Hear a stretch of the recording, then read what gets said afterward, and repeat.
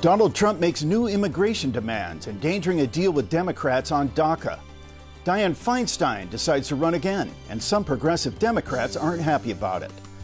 As the Hepatitis A outbreak continues to spread illness and death, there are arguments over who will pay the cleanup bills. And we meet the newest member of the Mesa-Spring Valley School Board, a young woman with an unorthodox background. I'm Kenny Goldberg, and the KPBS Roundtable starts now.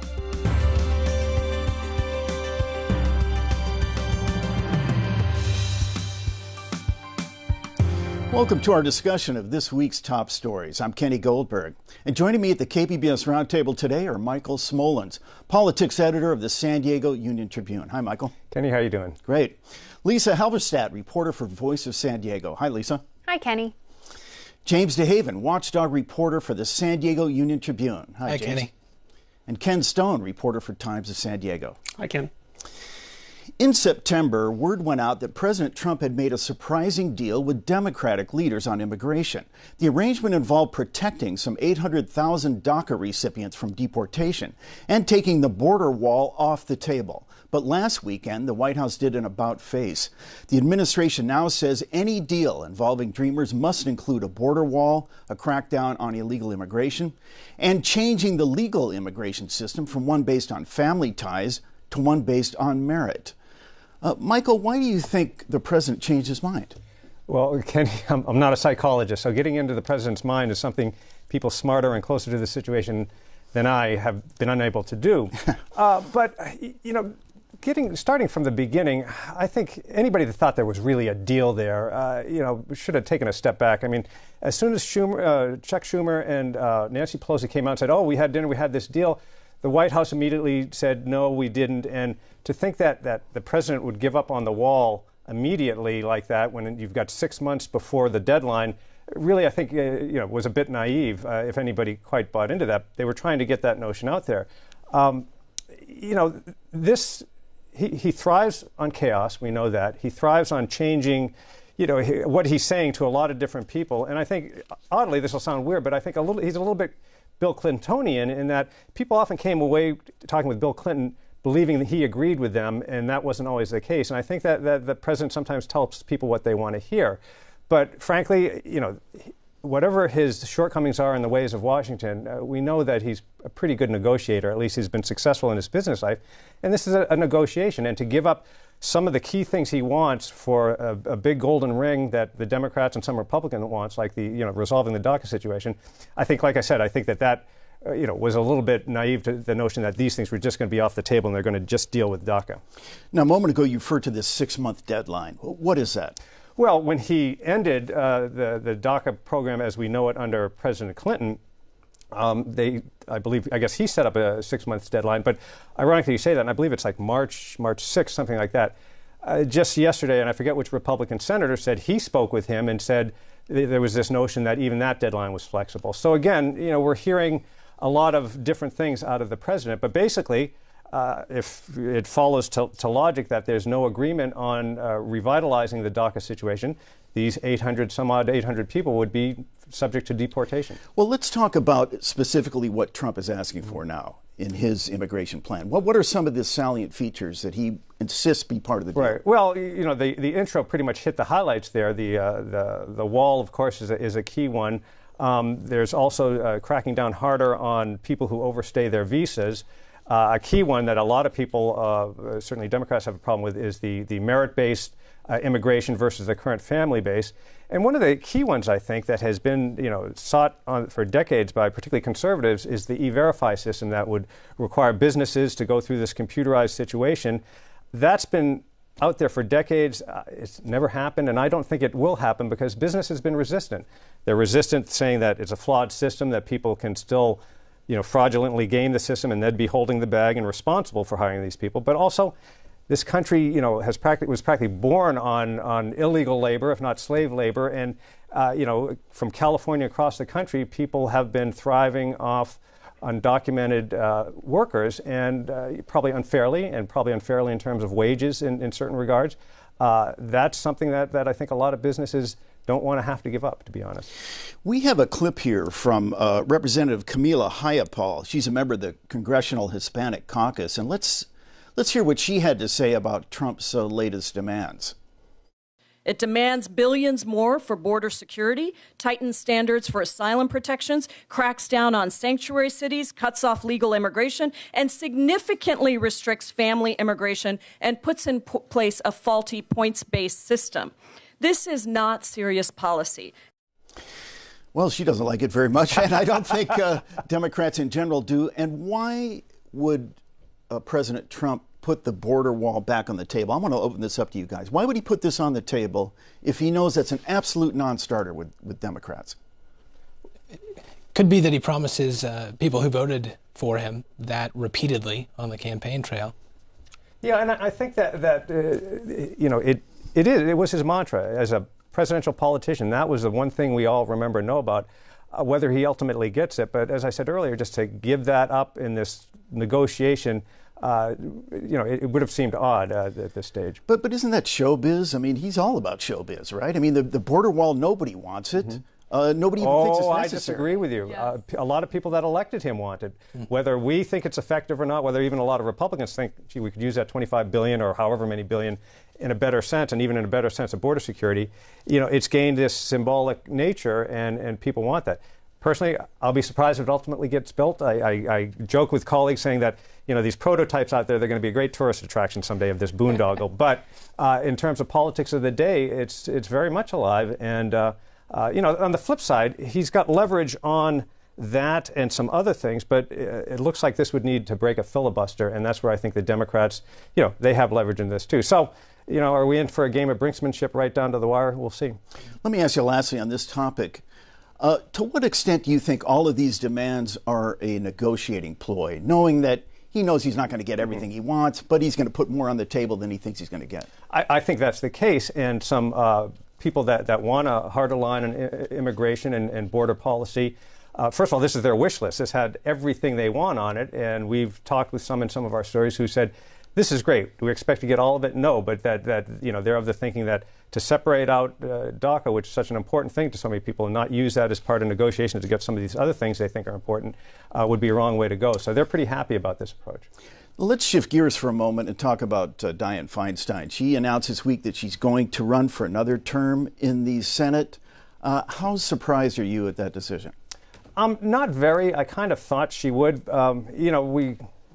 There's no not discussing the fact that she's been there for a long time, that she's 84 years old. The key thing that I think they said that her husband's health was a concern, so that might have, there was a bit of a wait-and-see attitude about that. But other people are saying that actually she might have stepped up her timetable because it looked like State Senate President Kevin De Leon was going to announce of one of the more progressive figures in California politics. So she needed to get out in front of that. You mentioned that she's 84 years old. How much do you all think age factors into this race, if at all? The fact that she's 84.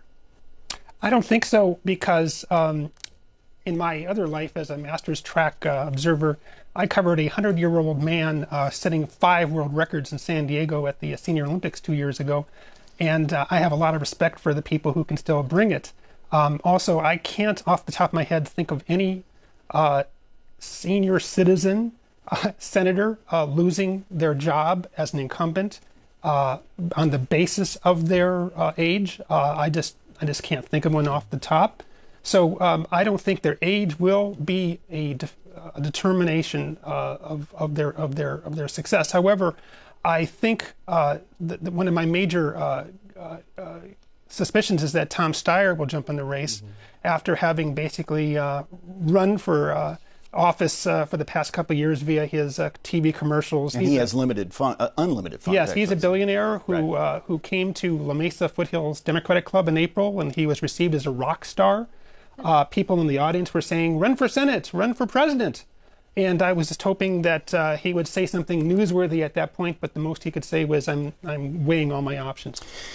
What about the fact that Dianne Feinstein is known as a centrist, and the Democratic Party, especially in California, appears to be going farther and farther to the left? What do you make of that, Lisa? Well, I think there's a national conversation playing out right now in the Democratic Party about the age of many of the folks that are in Congress and whether it makes sense to bring in new blood who also might happen to be more progressive. And that seems to be the wave that the party's taking. But a lot of the folks that are representing us in Congress are not necessarily as democratic as the people on the ground.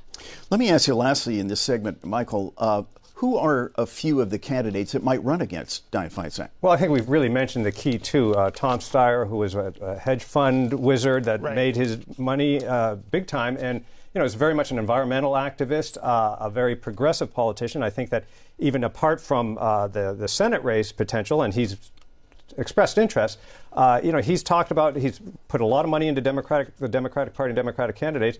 There's talk about him having a litmus test to put more money behind people. He wants them to be square behind impeaching the president. That's like his litmus test as to whether he may fund folks. And then we mentioned Senate President Kevin De Leon, who is, kind of a rising star among the progressives.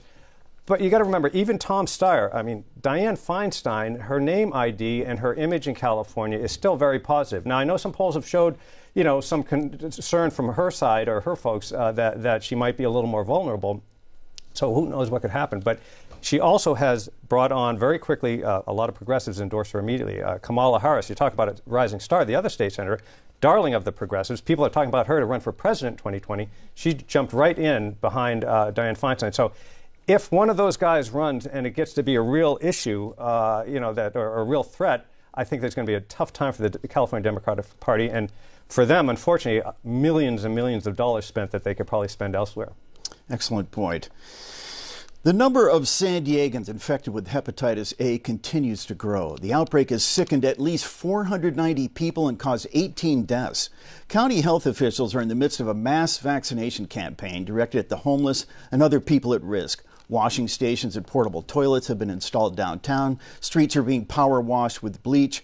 So it looks like the county is doing everything it can. But is it? Lisa, you've discovered the county is not sharing some information that might be helpful to people. What is some of that information they're not telling people about?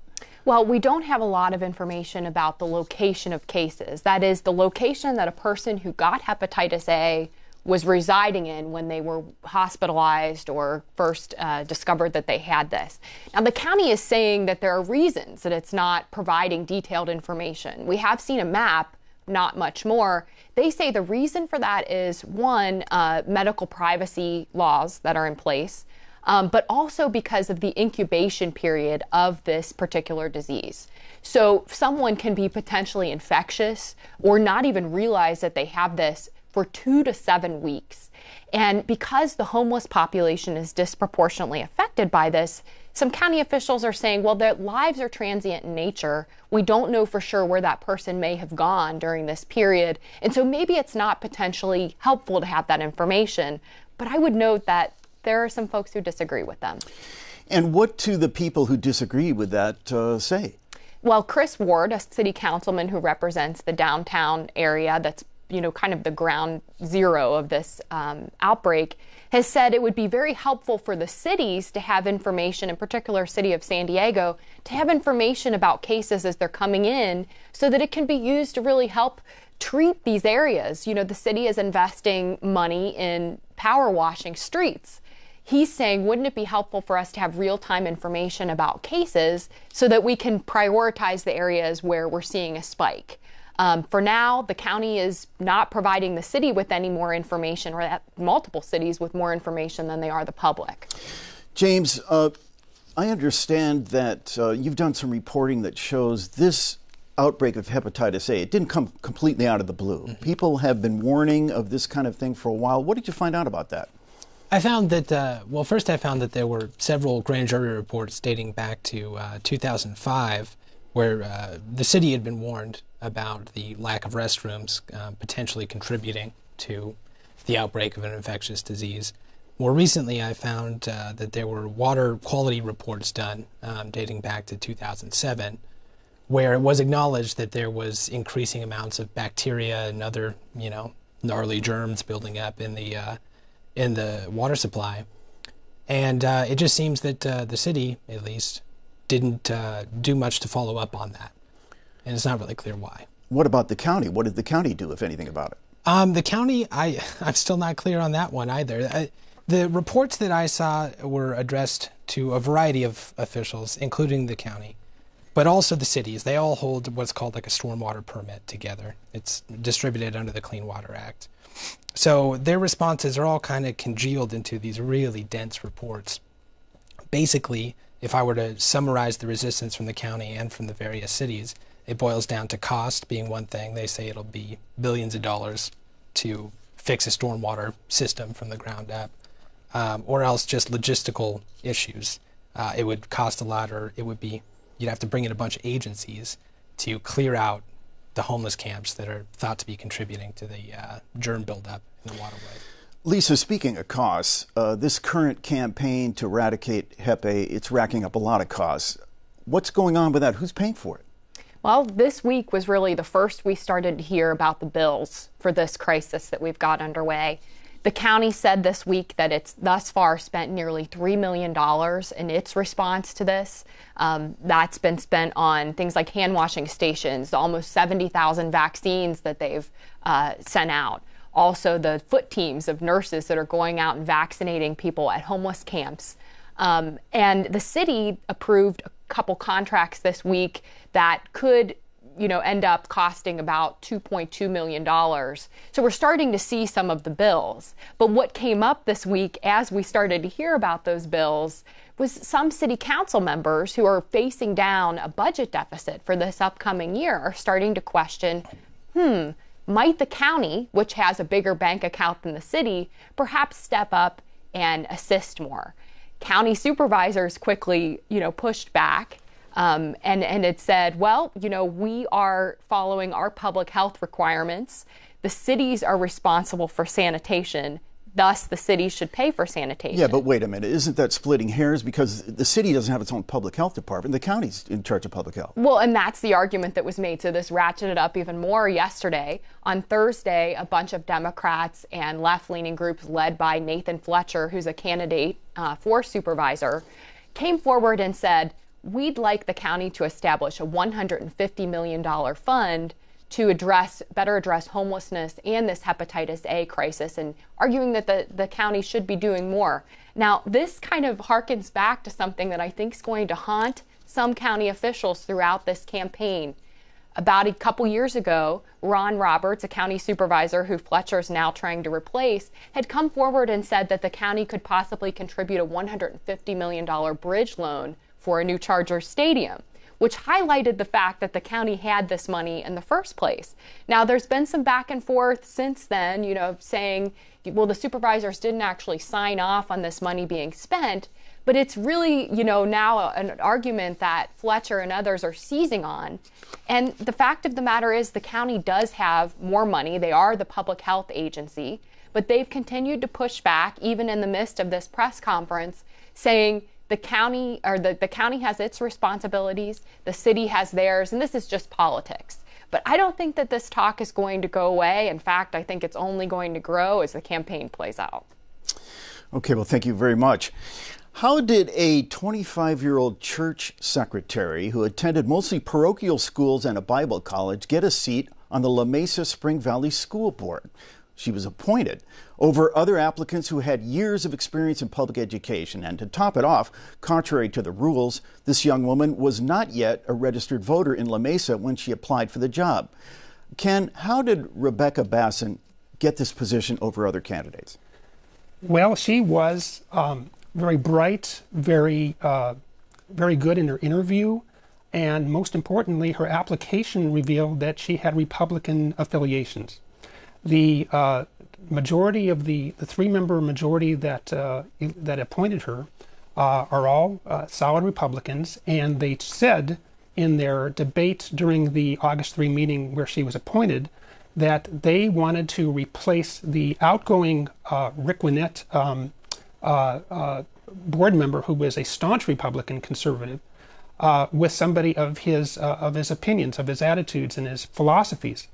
Emma Turner, the president of the Mesa-Spring Valley School Board, notably said, this is not a seat with his name on it. We are not filling his seat. We are appointing somebody to serve the district, which is a 21-school, $125 million K-8 school district. So we're looking at a very bright, very quick study young woman who did in fact attend high school for several years in a public school. So she was not a completely church-educated person. But the fact is, to the distress of some of the other candidates who have far more experience in terms of volunteering for the schools and showing up at various functions and volunteering for committees, she got this job, and it was a surprise to her as well. Well, she was chosen over much more qualified candidates. Just briefly, Ken, what were some of the qualifications of the other candidates that they passed over? Well, Jay Steiger, who's a single dad who's volunteered in the schools and on district committees for 12 years, has run for office for the Mesa-Spring Valley School Board 3 times, first time in 2010. And the only times he really loses is when he's running against entrenched incumbents. So one of the arguments the majority board said was, well, you've never succeeded in an election, therefore the voters have already done a thumbs down on you. And my argument to that was, well, it's very hard to displace a entrenched incumbent, and he did have a good following. He is the only Democrat who ran against a series of Republicans, except for once or twice when he ran against Emmett Turner. So he's in a situation where, Jay Steiger is, where he's butting his head up against a wall of incumbents, and to fault him for not winning a seat is not considered a good reason for not appointing him. Well, Ken, what rationale did Rebecca Bassent give for wanting to be on the board in the first place? Well, she was simply saying, I was motivated and inspired by an experience I had with a 7 or 8 year old Down syndrome girl that I was a nanny for in Georgia several years ago. I saw how when she was put into a public school special education program, she blossomed. Her vocabulary grew. She eventually was mainstreamed into a school setting. And inspired by that, she thought, well, when she was eventually informed that an opening existed, that she would go for it, and she did. What kind of reaction is this appointment getting in the La Mesa School District? Well, originally, nobody knew about it. There was news coverage of the appointment, but on Facebook, especially after my second story regarding Rebecca Bassent's Christian philosophies, people have been saying things like, why is this fundamentalist taking over the school board? My interview with her, which was very brief because she had to leave for a meeting, was several weeks ago, and basically it was the first time she was asked questions about her Christian faith and how it dealt with science issues. For example, she wouldn't give a quite straight answer on whether the Earth is 6,000 years old or 4.5 billion years old. She said since she's not a scientist, she doesn't know what to say about climate change. And as far as intelligent design or creationism, she would not commit to. She wasn't sure whether she would vote for that incorporated into the schools, even though the California state Common Core standards absolutely ban that from happening in a natural science class. Well, let me open this up to you guys, and that is, how important are the composition of school boards anyway? Well, school boards are very important. I mean, that's about as local of a government, even more so than a lot of cases, certainly than the County Board of Supervisors, which have a lot larger aspect. So it is important, and experience is important, but, I don't think they're also political bodies. They're elected, and they appoint people when there are vacancies, and I don't think it would come as any surprise that, basically a Republican seat is filled by a Republican majority by appointing a Republican. That would happen on the San Diego City Council if it was a Democratic seat, or maybe a Republican seat, with a Democratic majority. It's La Mesa, which is a more Republican enclave, and I would suspect that that's true. That's true. So, I don't find that as a huge surprise. It's a fascinating situation. I mean, she is a very interesting woman. It is unusual that somebody almost plucked out of obscurity that. And let's face it, this isn't exactly like, the San Diego City Council or the State Assembly or so forth. But, I'm sure it'll be a serious learning curve. And as Ken has written, in a very detailed way that her points of views or her understandings of certain, educational concepts will be coming under scrutiny. But, frankly, I don't know, the faith or the education philosophy of some of the others in terms of, creationism and things like that. We do know that school boards in certain areas have people that feel strongly about creationism. And she will have to run for re-election or election in 2018, in November 2018. So she has to make her case to a wider public at that point, in 3 seats being filled. All right. Well, thank you very much, everybody. That wraps up another week of stories at the KPBS Roundtable. I'd like to thank Michael Smolens, Lisa Halverstadt, James DeHaven, and Ken Stone for joining me. A reminder, all of the stories we discussed today are available on our website, kpbs.org, and wherever you get your podcasts. I'm Kenny Goldberg. Thanks for joining us today on the Roundtable.